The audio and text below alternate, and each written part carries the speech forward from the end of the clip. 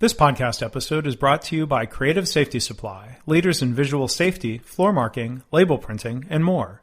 Visit their website at www.creativesafetysupply.com/leanpodcast for a special 10% listener discount. Welcome to the Lean Blog Podcast. Visit our website at www.leanblog.org. Now, here's your host, Mark Graban. Hi, this is Mark Graban. Welcome to the podcast, episode 145 for April 25th, 2012. Today we're having a conversation with Natalie Sayer, the co-author of the recently updated second edition of the book Lean for Dummies. I was able to meet Natalie at the recent ASQ Lean and Six Sigma conference, where she was also a presenter, so I'm very happy to talk to her about the book and her experiences and approaches with Lean. As always, thanks for listening. You can go to leanpodcast.org to get all past episodes. Well, Natalie, it's a pleasure to talk to you again, and thanks for taking time to talk on the podcast today.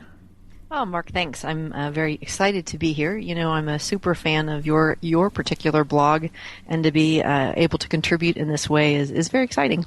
Oh, well, thank you. Appreciate that.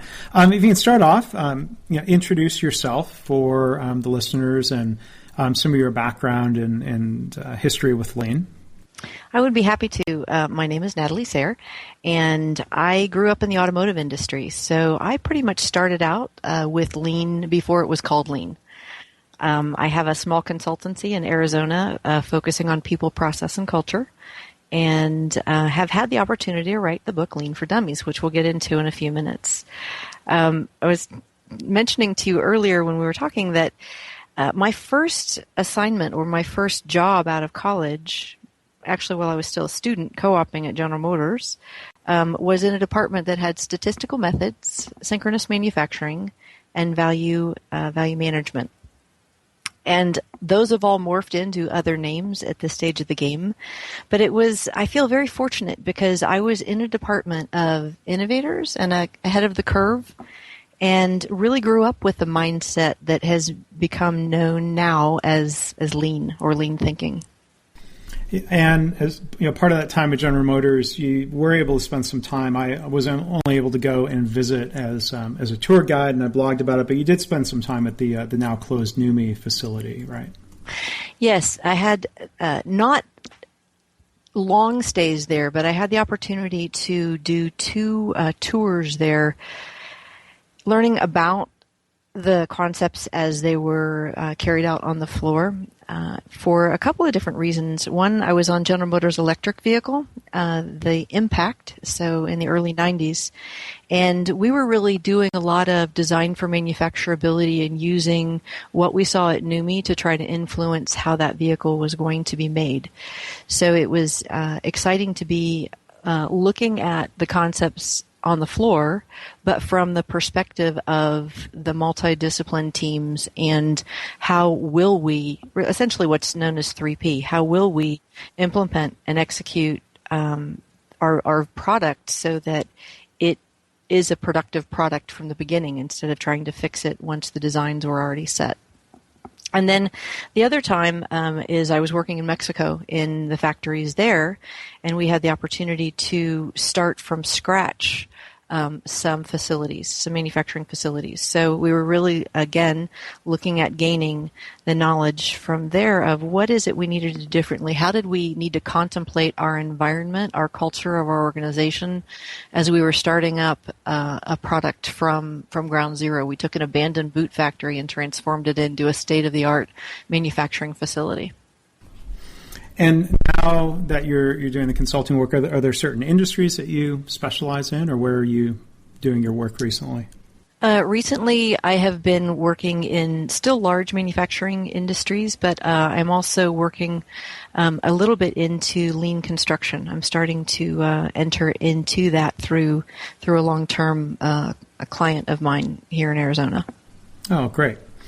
So the thing that brings us together to talk today is the new second edition of Lean for Dummies. It's a book that I've recommended to people as many times as a good good, solid introductory book. And in fact, the other day, somebody sent me a message on Twitter and said, "Could you recommend a good book about lean that's sort of like that For Dummies series?" And I said, "Well, funny you should ask. There is a book, Lean, for Dummies, and so that originally came out, at least the publication date was 2007. I'd be curious to hear a little bit of the story of how the book came to be. I mean, there's certainly a lot of books out there in the marketplace. If you can tell a little bit of the background and how your book fits in or how it's unique. I'd be happy to. Yeah, I always joke, does it make you the big dummy if you wrote the book? Yeah. But I was actually very excited to take part of this project. Bruce Williams, who is my co-author, he comes out of the Six Sigma world and the technology world, and he had the relationship with Wiley. I know him here from Arizona, and we were talking one day, and he said, "Hey, would you like to help out on this?" And it ended up, I ended up being the subject matter expert on the book. So it was interesting that it was just one of those right place, right time moments. And yet, what I was excited and passionate about in writing the Dummies book, there were so many books, you're right, there's so many books out there. And there are so many specialized books, generalized books, books written at a very high level. I wanted to be able to write a book that was accessible to anyone, to show the importance of two things. One, the implementability, I guess that's a word, the ability to Sure. implement lean in any industry. It might not look the same, but the concepts and principles and thinking, the mindset is solid. And as you've seen, the emergence in healthcare, construction, government. I live near Luke Air Force Base. They're implementing lean in the shops where they fix the jets. So it really, service industries, Starbucks, Howard Schultz mentions lean in his book Onward. So for me, it was important to show the applicability of lean not only on a manufacturing floor, but within the enterprise and within other industries. The second thing, and probably the most important thing for me, is the respect for people idea of lean. I've seen so many implementations of lean and other continuous improvement methodologies just really fall flat on their face because of the way they were implemented, of the way the culture wasn't ready to sustain, or just flat out just focusing on tools, focusing on, we do so many projects, we get we move the Muda and we look good, but those guys over there. And so I really wanted to include a portion of people going through change. What does that look like? Organizations, teams going through change. What does it mean in a lean context? Strategy. How do we as leaders need to change the way we lead? Because it's different. It doesn't always work the same. It's just as important to focus on how we get results as to the results themselves, and to focus on building capability and building problem-solving capability in our people. And I think respect for people isn't just top-down. So often that is the interpretation of it. And for me, respect for people is every interaction that you have. You're either going to add to the effectiveness of what you're doing or not. And so how can we align so that our interactions are healthy interactions, productive interactions, and interactions that are moving us towards delivering value to our customers effectively? Right. And we'll delve more into the people and culture side of things. But you talk about adding customer value, and at least on the first edition of the book, the Lean for Dummies guy is saying, eliminate waste, and this is where, a lot of times people say Lean is just about eliminating waste. And, right here on the cover of the book, add customer value and improve performance. And, I think, the book does a good job of providing, kind of a full view. That's not just about waste, that it's about the customer and being able to do more of the right things. And so that was one thing I liked about the book, is that it had a good balanced view of everything. And one other thing I think is a good balanced view, and I think we said we were going to talk about, maybe hear some more of your thoughts about not just focusing on waste or Muda, but to also focus on the other M's. And so I was wondering if you could share some of your thoughts and experiences around that. Yeah, so often people only think of the 7 forms of waste, although I know other people have added wastes to that, but the 7 forms of waste as lean. And in reality, lean is based on reducing those wastes, but also reducing waste due to variation, which statistical methods are actually part of lean. I know some people aren't necessarily clear on that fact, but if you are reducing variation, you need to measure, you need to use statistical methods to prove that you truly have reduced that variation. And then the other one, which I think is really where the people piece comes into, which is the waste due to overburdening and overstressing the people, the systems, and the processes. And, that's where ergonomic analyses comes in. That's where you look at, really workload. It's not lean. I agree with you on it's just eliminate waste. But the other thing is, do more with less. Well, if you can do it effectively, but if you burn out your resources that you have trained, you have invested in, who help you do creative problem solving, who really create that value for the customer, if you've burnt them out, then and overstressed the system, then they're not there. They'll be on sick leave, they'll call off, they'll whatever. And that goes back to that culture piece that I was talking about earlier. So, and I'm just going to jump ahead real quick. Actually, I'm going to jump backwards. I agree with you. And for me, this book, Where Does It Go in the Market? It's a great first primer. It's written easily accessible. And Dummies books by design are written so you can jump in anywhere. Yes, we had a logical sequence to it. We've changed up that sequence as we get into the second edition. But you can access it anywhere. And it's short, brief reading, but chock full of value. And it's not dry reading. I think we mentioned Karate Kid. I think we mentioned MacGyver. I think we talk about our baristas. So we really try to make the language accessible.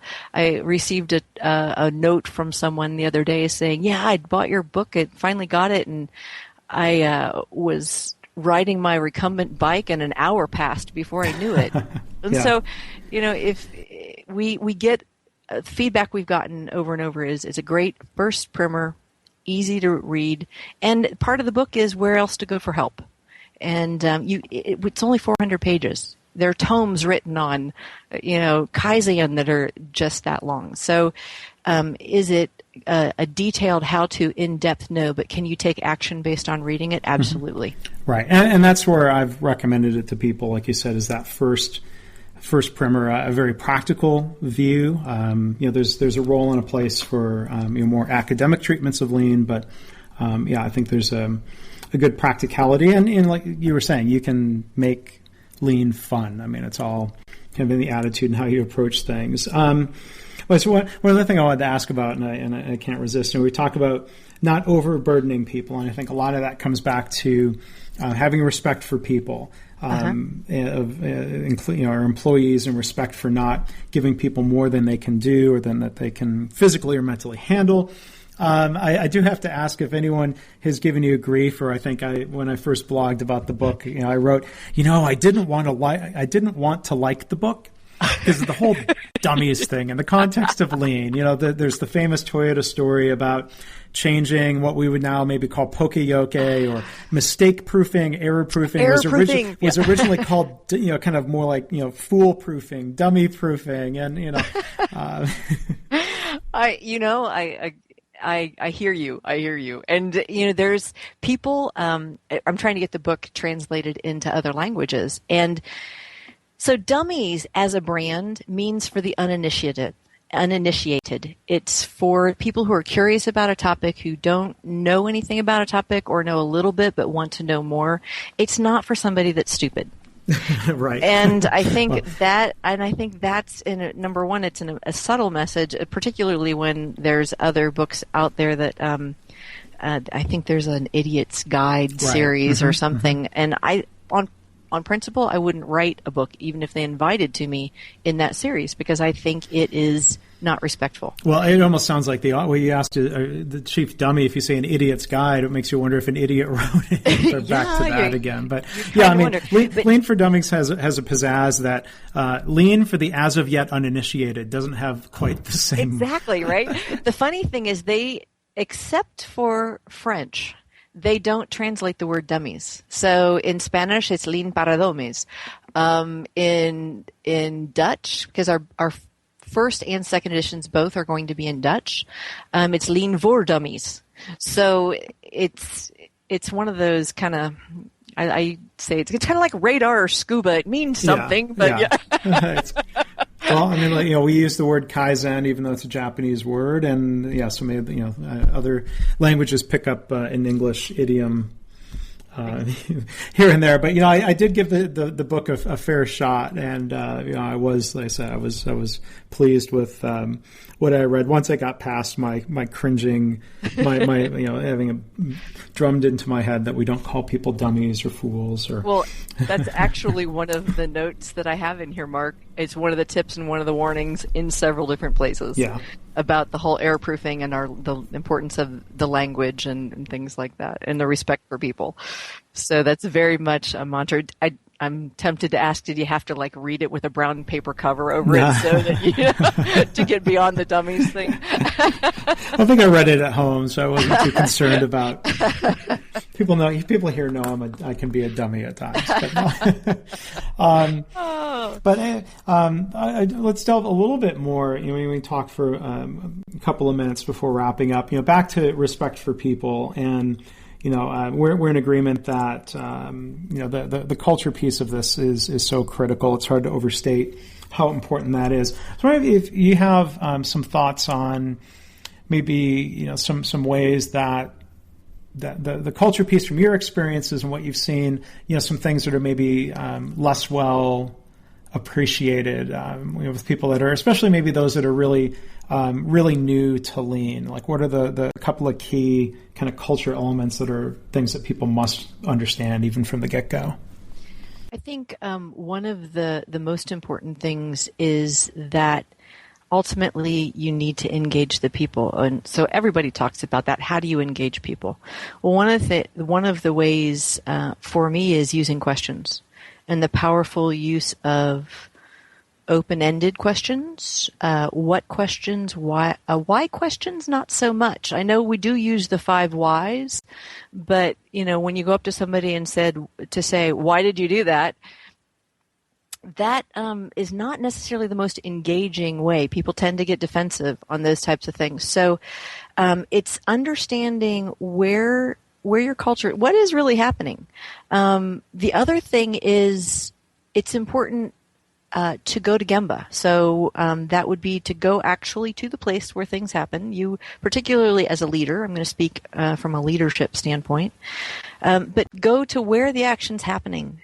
Observe really what's going on. It's not stand there and just do FaceTime. It's ask questions. It's doing deep observation. It's not just to stand around and say, hey, I checked the box. I was there. But it's really you being engaged as a leader in what's going on in the organization is another aspect of it. A leader's job and we lead at all levels, right? It's not just necessarily the top guys at on the org chart, but we lead in every interaction that we have with a person. So we can either build them up or we can cut them down. We can engage them. We can guide them. We can guide their problem solving. We can build capability. It's important for us as leaders to recognize we are responsible for how results gets done in addition to just the results themselves. And so those I think are some of the things that the other thing that I think it's an error that people make when they just start out, and it's very Western. We want to start out with this huge fanfare. Here we are. We're going to do Lean. Yay, yay, yay. And then when the energy starts to wane or it's not so special, then people wonder why it didn't take off. And so, I think it's important to do pilot studies, to learn, to really gradually make it become the way you operate and not something that's separate. I think I've seen a lot of companies, particularly when they come from a Lean Six Sigma perspective rather than a lean first itself, they tend to look at everything as a project and always a project. And even the words lean initiative. Well, initiatives means it's a journey. You don't just start and end. Right. I had a client once who said we can't use the word implementation, and I've kind of come to dislike that word for similar reasons. Mm-hmm. So it's. I just think if we as leaders are mindful of the way we are talking about it, we're mindful of our understanding, and we're also mindful of how we're showing up as leaders. A company that's very traditional, and I saw this a lot in the automotive industry, guys that were the really traditional kick rear ends and take names and were used to, I tell you what to do and don't question me. And then watching them try to make a transition to coaching and mentoring and questioning to make sure that we were solving the right problems. I think that's another mistake that I think we tend to make is we'll say, okay, we've gone and observed, and now here are the 750 things that we can improve. Well, if you need to scope it down and scope it down and scope it down so that it's manageable. Plan, do, check out. It's best when it can be short cycle implementation, and people can see the forward momentum. So standardize and improve it. Standardize and improve it. So maybe as a final question, talking about the second edition, and I have a second edition of Lean Hospitals. Mm-hmm. My book. I think we both know traditional book publishing doesn't lend itself to rapid cycle improvement because it's printed. It is. I mean, it's not like a blog or even an ebook. So we get this shot after 3 or 4 years. How'd you take advantage of that? What's the improvement? What's different in the second edition? It's kind of funny. So, recognizing voice of the customer, I went out and researched all of the errata and reviews and everything I could find from the first book and tried to incorporate those changes. So while we didn't call it 3P in the first edition, we had some of the design for manufacturability, et cetera. We've actually added 3P into brief, but we've added 3P into Lean for Dummies. We took advantage of actually ripping up the entire book based on user feedback and starting anew. It still has similar structure. We have a couple of chapters of intro. One of the pieces of feedback that we got from a power company client of mine was the people and culture stuff is so important, it really needs to be earlier in the book. So that became part 2. We still have the value stream mapping. We've added a chapter on some very brief case studies. We have 5 different little examples or vignettes from various industries, from Mental Health Center of Denver, from a hospital in Georgia, from a lab in Ohio. I'm blanking on the others at this moment, but so we have a couple from healthcare and a couple non-healthcare, non-manufacturing stories. And actually one of them is a manufacturing story, which was a merger as a result of a merger acquisition trying to, that's actually a whole different podcast, is Lean after merger acquisitions. So we've added some of that in, but the reality is, Mark, there isn't a word in this book that didn't get touched. We tightened down language. The book is longer. It was theoretically just supposed to be 20% new content. Easy, right. Done. Right? I don't know how you determined that. I had trouble with that. Well, we actually went through and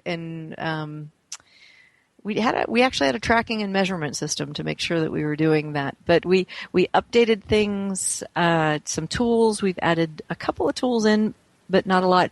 So the biggest, you'll see a lot of structure change. You'll see example changes. We added a small sidebar on the Toyota Crisis and some of their performance challenges that they've had.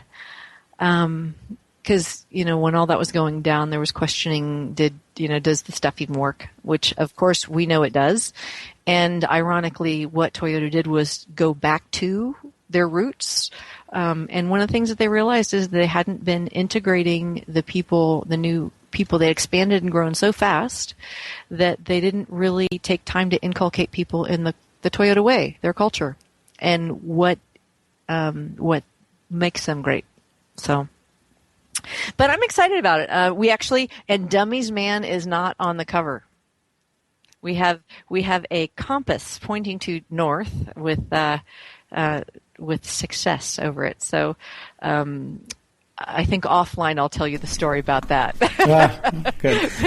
because you're right. The publishing industry it'll be interesting to see where that goes in the next several years, because they have the opportunity to use lean.